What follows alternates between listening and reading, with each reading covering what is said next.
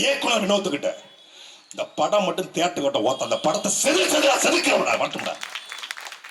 படம் முழுக்க என்ன தெரியுமில்ல, படம் முழுக்க அண்ணன் சீமானத்தை வில்லனாக்கி வச்சிருக்கான். வில்லனே சீமான் தாங்க படத்துல. நாம் தமிழர் ஐடியாலஜி தான். அவன் எவ்வளவு கொடூரமான மனநிலை கொண்டிருந்தா, 15 வருஷமா ஒரு கட்சி இருக்குதான், அந்த கட்சி 3வது பெரிய கட்சி ஆயிடுச்சான். ஆனா மக்கள்கிட்ட வெறுப்பு அரசியலை விதைத்து ஒரு இன்சிடென்ட் வச்சு பழி வாங்குவதற்காக அரசியல் செய்துன்னு சொல்லி காட்சி இன்சிடென்ட் வச்சு பழி வாங்குறதுக்காக கட்சி வச்சு வில்லனே படத்துல அண்ணன் சீமான் போல ஒரு கேரக்டரை வச்சு எவ்வளவு பெரிய வன்மவாதி பாருங்க.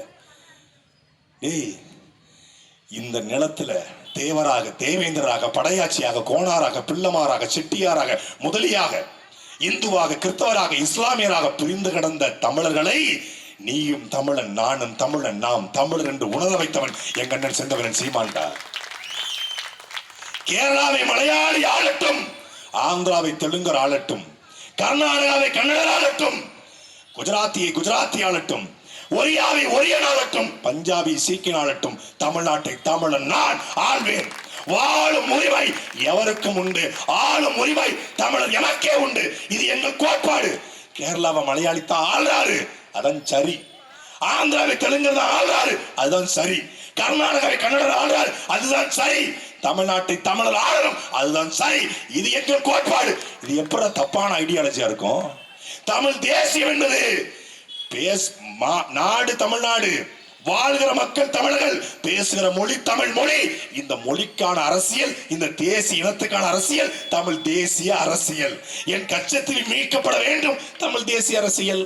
என் முல்லை பெரியாற்றில் எனக்கு நீர் வேணும் தமிழ் தேசிய அரசியல். என் காவிரியில எனக்கு உரிமை வேண்டும் தமிழ் தேசிய அரசியல். என் மண்ணின் வளம் என் மக்களுக்கு சொந்தம். இதுதான் தமிழ் தேசிய அரசியல்.